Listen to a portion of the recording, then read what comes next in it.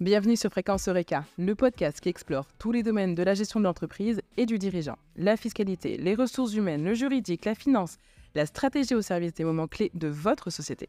Produit par le groupe Eureka Pluriel, société de conseil, d'expertise comptable, d'audit et d'avocats, présent dans toute la Nouvelle-Aquitaine. Entrepreneurs, dirigeants, passionnés par le domaine des affaires, vous êtes au bon endroit. Les conseils de nos experts et également les témoignages de nos clients vous attendent à chaque épisode. Bonne écoute. Bonjour à tous, donc je suis très heureux aujourd'hui de faire un nouveau podcast et je reçois Sylvain Lagrange, qui est associé du cabinet Eureka. Sylvain, je te donne la parole pour te présenter et démarrer ce podcast sur l'épargne salariale. Je te poserai ma première question ensuite. Bonjour, Sylvain Lagrange, donc je suis membre du pôle social du groupe Eureka et je dirige la structure LS Social qui est un service d'externalisation de la paye pour des experts comptables indépendants. Merci Sylvain.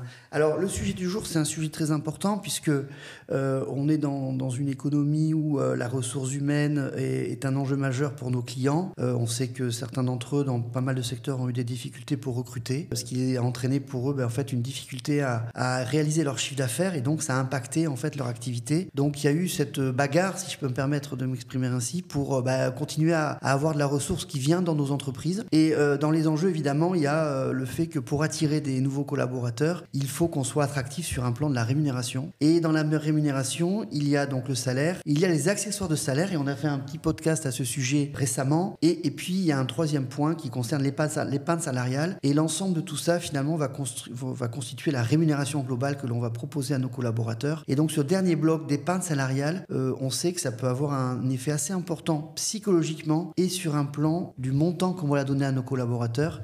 Alors, Sylvain, est-ce que tu peux nous définir en quelques mots simples ce qu'est l'épargne salariale et pourquoi toi tu penses en tant que professionnel et conseiller des entrepreneurs, pourquoi c'est intéressant? Alors je vais dire, contrairement aux accessoires de salaire, les accessoires de salaire c'est toute une politique sociale effectivement qui peut être monétaire mais qui a une vision de protéger le collaborateur. L'épargne salariale a directement une logique numéraire, on parle d'argent. Ça c'est la première chose à laquelle on pense. Ensuite on va avoir plusieurs dispositifs, on pourra avoir la participation qui a un caractère assez obligatoire et d'une certaine façon en tant que conseil je ne suis pas très fan de la participation par rapport à ce côté contraignant. On a l'intéressement qui est négligé à plein d'égards et je pense qu'on va revenir dessus pendant ce podcast et s'il y en a qui doutent de l'intérêt de l'intéressement, ça veut dire que je me serais mal exprimé. On a les plans d'épargne entreprise, clairement, qui fonctionnent grâce à des abondements de l'entreprise. On parle d'argent à moyen terme, 5 ans, c'est bref. On a les PERCOL, donc les plans d'épargne retraite collectif, directement orientés sur des sommes qui peuvent être assez importantes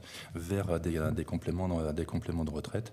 Et l'épargne salariale, c'est également la prime de partage de la valeur de l'entreprise avec les dispositions qui vont évoluer assez récemment. Donc on va rentrer effectivement dans les différents dispositifs. Le premier, c'est l'intéressement. Qu'est-ce que c'est l'intéressement? Ça porte bien son nom. Ça, on va intéresser nos salariés, si je résume, à une performance économique. Pas que. Alors, oui, on a le côté, j'ai un compte de résultat, le compte de résultat, j'ai réalisé des bénéfices, je vais passer de l'intéressement avant de payer mon impôt sur les sociétés, c'est une charge déductible, plutôt que de donner donc à l'État, qui en ferait un bon usage, on va préférer effectivement le répartir vers les salariés. Mais les critères de l'intéressement, ce n'est pas simplement le résultat de l'entreprise avec une performance finale. On peut également orienter un intéressement sur des critères qualitatifs. Et la plupart des accords d'intéressement que j'ai fait récemment étaient orientés sur des critères qualitatifs. Parce que les temps ont été difficiles, la période post-Covid a été extrêmement compliquée. On a des entreprises qui ont morflé, il n'y a pas d'autre terme, pendant ces périodes-là. Et pour autant, les salariés, ils ont été au rendez-vous, ils ont été impactés. Et là, la performance de l'entreprise ne reflète pas l'investissement des salariés et du coup, l'intéressement a un sens autre qui sera récompensé des efforts. Et on va donc décliner les efforts selon les types d'entreprises. Tu parles de qualitatif. Alors j'ai deux questions. La première, c'est, tu as des exemples par exemple de critères qualitatifs? Oui. Et deuxièmement, comment ça se formalise un intéressement? Il y a un contrat, qui le signe? Est-ce que c'est pas un peu compliqué pour une petite entreprise de faire ça?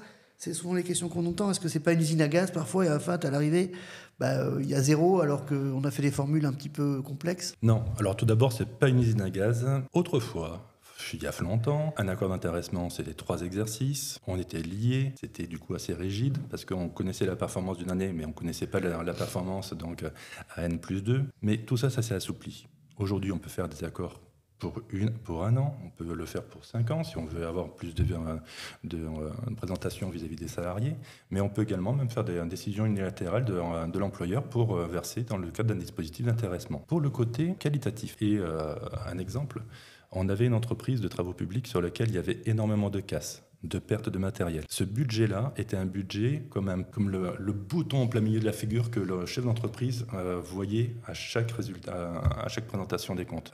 Le montant de l'enveloppe différencié d'un exercice à l'autre, cette économie a été dirigée en intéressement vers les salariés. Du jour au lendemain, à partir du moment où la communication a été faite vis-à-vis du personnel, qu'ils auraient une prime d'intéressement liée à la variation donc, de ce poste de dépenses, les efforts des salariés ont été vus, clairement on le voyait. Ils ont travaillé sur ce sujet pour toucher de l'intéressement. Ça a amélioré Les chefs d'équipe engueulaient un petit peu plus les salariés qui arrivaient, qui étaient négligents. Les collègues engueulaient les salariés qui étaient négligents.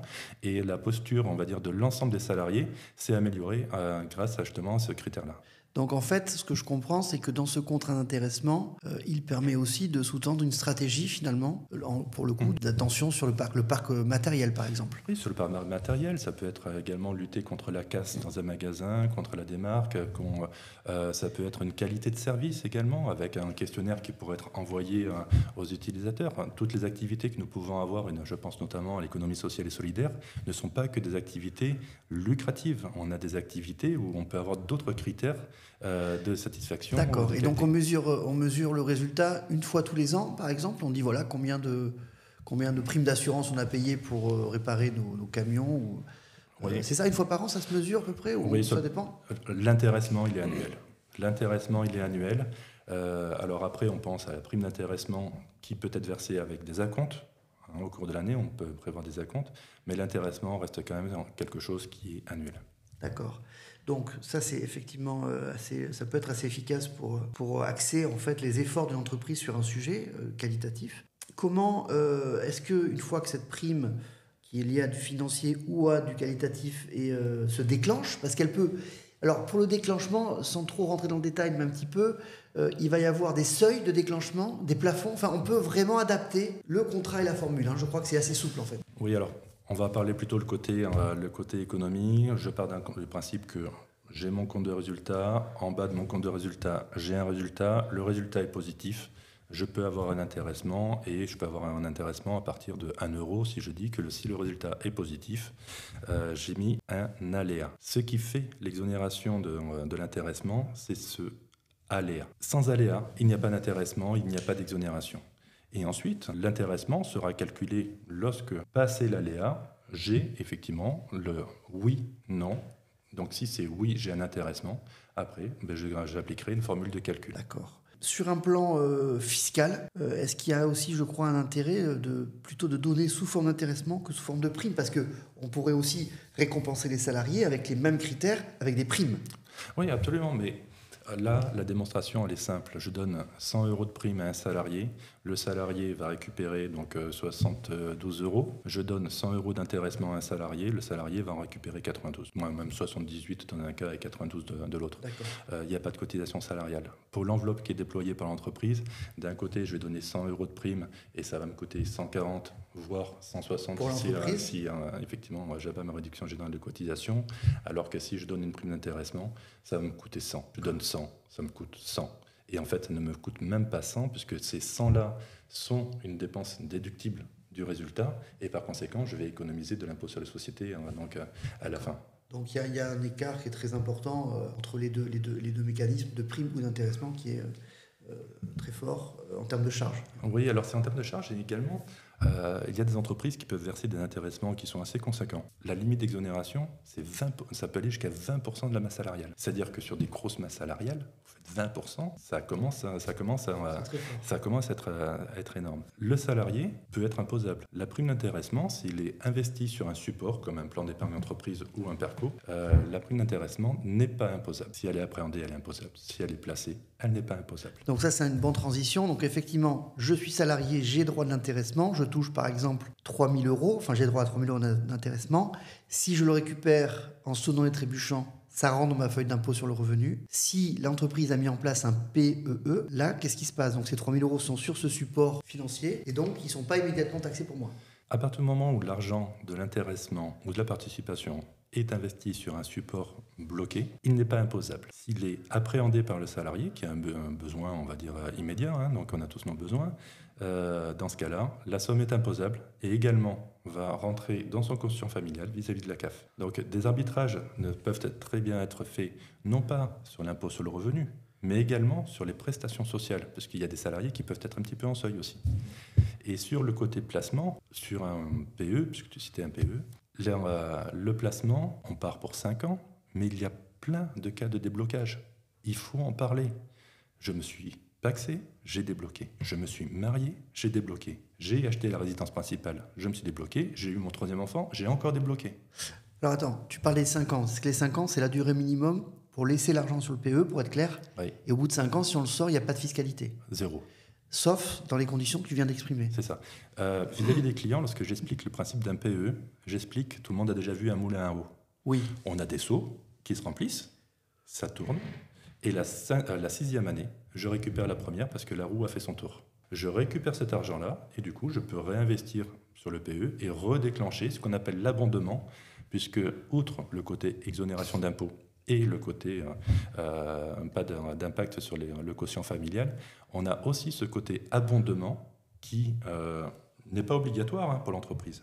Elle peut choisir de verser une somme sonnante et trébuchante pour le salarié. La somme sera toujours déductible de son résultat. Et cette somme-là, on peut aller de 0% à 300% de la somme versée par le salarié. Ça, c'est en plus de l'intéressement ou ça peut être... C'est en plus. Et s'il n'y a pas d'intéressement, tu peux quand même abonder? Sur le support PE, on peut avoir plusieurs sources d'alimentation. On peut avoir de l'intéressement, on peut avoir du versement volontaire, on peut avoir de la participation, et maintenant on peut même avoir de la prime de partage de la valeur. L'employeur peut choisir, selon ses sources d'alimentation, son pourcentage d'abondement. C'est-à-dire que sur un versement volontaire, j'abonde, admettons, à 40%. Ceux de l'intéressement, j'abonde à 20%, parce que d'une certaine façon, j'aurais déjà mis en place une enveloppe. Et sur la prime de partage de la valeur, j'abonde pas. Ok, alors donne-nous, on va revenir sur notre exemple simple. J'ai 3 000 € d'intéressement. Je ne le prends pas, je le mets sur mon PE. L'entreprise peut dire, je vais abonder à 20% par exemple. Donc ça veut dire que l'entreprise va rajouter 600 €, 20% de 3 000, 600 € sur le PE du salarié, qu'elle lui donne en fait comme une gratification additionnelle. Elle tombe sur son PE et au bout de 5 ans, c'est 3 600 et le salarié pourra les récupérer sans impôt. C'est ça. On est d'accord? C'est ça. On mesure bien l'efficacité quand même du système. C'est ça. Et en fait, lorsque nous faisons de l'optimisation, le client dit, ben voilà, j'ai ma holding, je suis avec mon épouse et on paye trop d'impôts, on paye trop de charges. C'est bon, le côté un petit peu sport national de toujours dire qu'on paye trop de charges, mais je pense qu'ils en restent quand même. Et à la sortie, on s'est dit, quelle est votre enveloppe disponible et que peut-on faire? Je passe le côté accessoire de salaire. Donc, je vais simplement rester sur le côté, est-ce que madame cotise au régime Pôle emploi? Puisque l'intéressement n'est ouvert qu'à partir du moment où on a des salariés. Sinon, le chef d'entreprise ne peut pas en bénéficier. Donc, mais dans une entreprise de moins de 250 salariés, s'il y a un salarié, on peut ouvrir effectivement les dispositifs d'épargne salariale. Je vais donc prendre un exemple. J'ai une prime de 3 000 €, comme tu disais, et cette prime-là, le salarié, lorsqu'on va lui présenter sa prime, il va décider de placer 1 238 € sur le PE et la différence sur le PERCO. L'entreprise aura défini des règles d'abondement où lorsque de l'intéressement est versé sur le PE, ils vont abonder à 300%, et lorsque le salarié affecte sa prime sur le PERCO, il abonde à 300%. Et ainsi, on pourra avoir des abondements. Donc, le salarié a déjà touché 3 000 au niveau de l'intéressement, il va pouvoir toucher 3 700 au niveau du PE, et il va pouvoir toucher 7 418, je crois, sur le PERCO. Si tu additionnes les sommes, c'est-à-dire que hors fiscalité, on aura sorti nos 3 000, on aura sorti 3 709, et 7 000 euros. Et par tête. Ouais, c'est une efficacité très forte, effectivement. Et tu l'as dit, alors, je rebondis, le dirigeant peut en bénéficier. Oui. C'est important. Et entre les salariés, est-ce qu'on peut faire des différences de traitement ? Alors, le principe du collectif justifie l'exonération. Si tu fais tomber le principe du collectif, tu n'as pas d'exonération. Maintenant, il peut y avoir des différences entre les collaborateurs. La première, c'est qu'on peut demander d'avoir une ancienneté minimale avant de pouvoir bénéficier du dispositif, cette ancienneté étant limitée à 3 mois. Ensuite, lorsque j'ai ma prime d'intéressement, je pourrais choisir de la répartir sur 2 critères. Le premier, c'est la rémunération. Le deuxième critère, c'est le temps de présence au cours de l'exercice. Et je vais pouvoir mettre, admettons, 50-50, où je peux mettre 80% sur l'enveloppe globale de rémunération comparée aux salariés, ou alors l'enveloppe globale du temps rapporté à celui du salarié. Parfait. Tu as parlé du PERCO, tu peux nous dire un petit mot, le définir et la différence avec le PEE, c'est pas toujours très clair. Alors, c'est pas du tout la même finalité. Pour moi, ce n'est pas du tout la même finalité. On est sur du dispositif. Il y en a un qui fonctionne et on est sur du monétaire. On est là pour créer un petit pécule au salarié qui va pouvoir récupérer. On reprend ce principe des roues du moulin. On va alimenter et à la fin, le salarié pourra avoir un petit peu d'argent de côté, notamment l'achat de résidence principale. Ou alors s'il quitte l'entreprise, il peut tout récupérer. Mais là, on est vraiment sur du monétaire. Le père collectif, la logique, elle n'est pas tant monétaire. Si je reprends le principe même de la retraite en France, on a 3 blocs. Le premier bloc, c'est la CARSAT. Et la CARSAT, on va avoir une retraite calculée sur 25 meilleures années avec maximum 50% du plafond. Mais si j'ai une rémunération qui est bien au-delà du plafond, je vais avoir mes points ARCO, donc c'est la deuxième strate de la retraite, qui va compléter. Et pour quelqu'un en plafond, je vais peut-être avoir une retraite de 70% de mon brut. Mais quand j'ai une rémunération qui décolle, qui est largement au-dessus, il n'y a rien. C'est-à-dire que tu as un dirigeant d'entreprise qui a, mettons, 4 000, 5 000 euros net, sa retraite, lorsqu'il va partir à la retraite, il va y avoir un gap énorme. Et là, il aura 2 solutions. Soit ce qu'on appelle un article 83 retraite, la retraite supplémentaire. Cette retraite supplémentaire, elle est exonérée jusqu'à 5% donc, au niveau de l'impôt, 5% au niveau des cotisations sociales, et 8% au niveau fiscal, alors que le PERCO peut aller jusqu'à 16% du plafond de sécurité sociale, c'est-à-dire qu'on peut chaque année verser 7 418 euros en 2024 au titre de la retraite. Cette somme-là, pendant toute la carrière, elle travaille, donc elle investit sur des supports de placement avec souvent des profils qui seront définis par l'investisseur.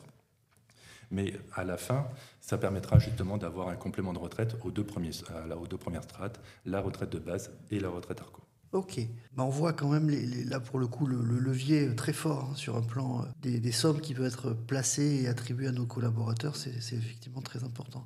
Est-ce que toi sur ces sujets d'intéressement PE, PERCO, est-ce que tu as identifié des erreurs qui ont été faites par les clients parfois pour la mise en œuvre de ces choses-là, des erreurs, des pièges à éviter, des choses à ne pas faire, ou des choses que tu recommandes dans la mise en œuvre? Comment tu informes les collaborateurs, leur expliquer, c'est un peu compliqué aussi. La variabilité de l'intéressement, qui peut se déclencher ou pas, etc. Alors, il y a plusieurs choses. Tout d'abord, l'intéressement, il faut qu'il soit pensé. Il faut savoir quelle est l'enveloppe que l'on peut avoir. On a parlé de l'intéressement, on n'a pas parlé du supplément d'intéressement. Je définis une règle qui va déclencher. Mais si j'ai envie de pouvoir verser une somme supplémentaire, je peux recourir à ce qu'on appelle le supplément d'intéressement. Il n'y a pas d'autre formalisme, il n'y a pas de dépôt. Il n'y a pas de formule, là. À partir du moment où je respecte les règles donc de répartition initiale... Il faut déclencher quand même. On déclenche. Il faut déclencher. S'il y a pas c'est 0, 1. Voilà. Si je déclenche, je peux donner un supplément d'intéressement. Ouais. Et là, on va définir avec le chef d'entreprise quel est son objectif. On reprend les critères.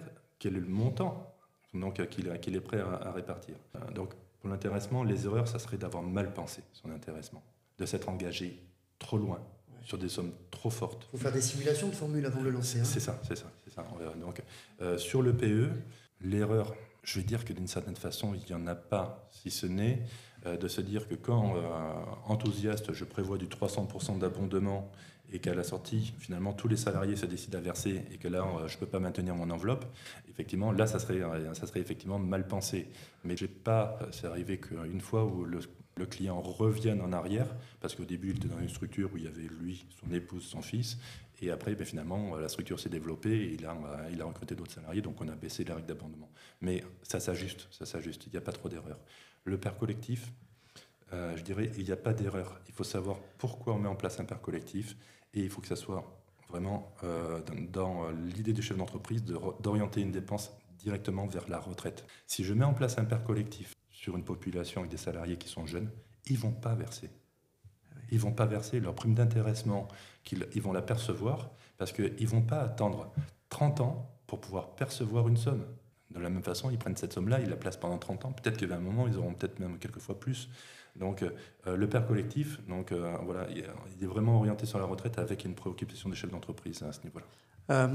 Les TPE qui pourraient nous écouter, ils peuvent se dire souvent, ce qu'on dit, c'est que c'est pas pour eux, quoi. C'est plutôt réservé aux entreprises avec beaucoup de salariés et compagnie. Non, alors là, la clientèle de l'expert comptable, c'est souvent quasiment de la TPE. On se lève le matin pour les chefs d'entreprise.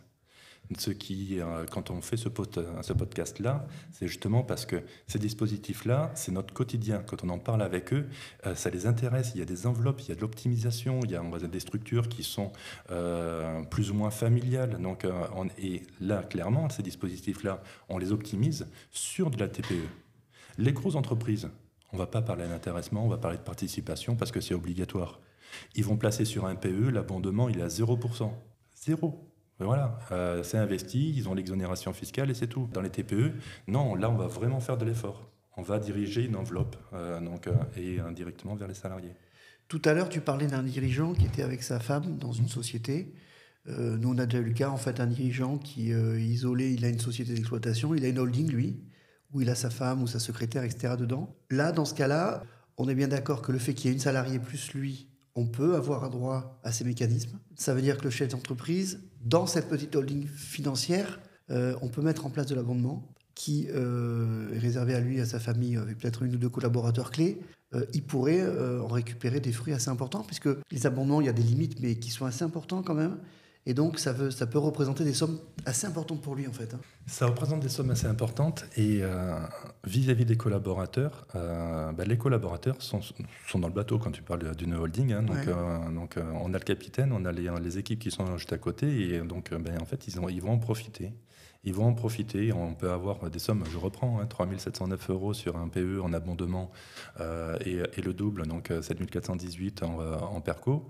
Peut-être que le collaborateur ne va pas verser sur le PERCO, alors que le chef d'entreprise, lui, il aura un intérêt pour la logique de retraite dont on avait parlé tout à l'heure. Mais le collaborateur aura quand même tous les 5 ans, c'est 3 719. Ça fait beaucoup, c'est pas mal. Hein. Ah, c'est énorme. C'est vraiment, par contre, là, on est vraiment dans un gros élément de fidélisation. Bien sûr. Ok, je crois que ça, c'est un sujet quand même très important pour les dirigeants et pour les collaborateurs également, et qui est peut-être mal utilisé, peut-être pas très bien compris aussi, parce que c'est un petit peu technique quand même, malgré ce que tu peux penser, puisque toi tu es un expert, mais c'est pas toujours si clair. Mais ce qu'il faut retenir, c'est vraiment finalement que ça se met assez facilement en place. Si on est bien accompagné effectivement par des spécialistes, il faut bien mesurer les impacts, en fait, combien ça va coûter à l'entreprise, mais il y a des énormes intérêts. Ok, je te remercie beaucoup. Tu veux dire une conclusion, mais bon, alors, il y a juste un petit point. Sur le PE ou le père collectif, le versement n'est pas obligatoire. C'est-à-dire que je reprends, j'ai une année, j'ai du résultat, je veux réduire mon résultat, début décembre, j'appelle protection plurielle, puisqu'on travaille évidemment. J'appelle protection plurielle, je dis tiens, je veux faire le versement, je veux déclencher, ça va me baisser mon résultat, plutôt que partir à l'impôt, ça partira là-dessus. L'année suivante, elle n'est pas aussi faste, je ne suis pas obligé de verser. Je ne suis pas obligé de verser. Et le collaborateur, puisqu'on parlait justement de sa structure, lui, il a le droit de verser. Tu parlais également des erreurs qu'il pourrait y avoir. Le collaborateur peut verser. Si le chef d'entreprise décide de ne pas verser, ça le regarde lui. Mais d'un autre côté, il y a aussi ce côté forme de responsabilité vis-à-vis de ces dispositifs-là. D'accord, donc c'est souple en plus, c'est une souplesse. Chaque année, on peut réfléchir à ce qu'on va faire. Exactement. En fonction des contextes. Quand on voit arriver l'atterrissage, si on est en clôture au 31-12, on sait déjà à peu près en novembre à peu près ce que ça va donner, si on est accompagné, qu'on a des situations, des tableaux de bord, ce genre de choses. Et on peut arriver à se dire, je vais effectivement déployer une enveloppe et verser sur ces dispositifs-là. Merci Sylvain. Donc on a fait 2 podcasts ensemble, peut-être un troisième. On a eu l'image du plat de résistance avec les accessoires de salaire. On a eu le moulin qui se déverse tous les 5 ans et on espère peut-être avoir une 3e image comme ça financière. Merci à toi. Merci.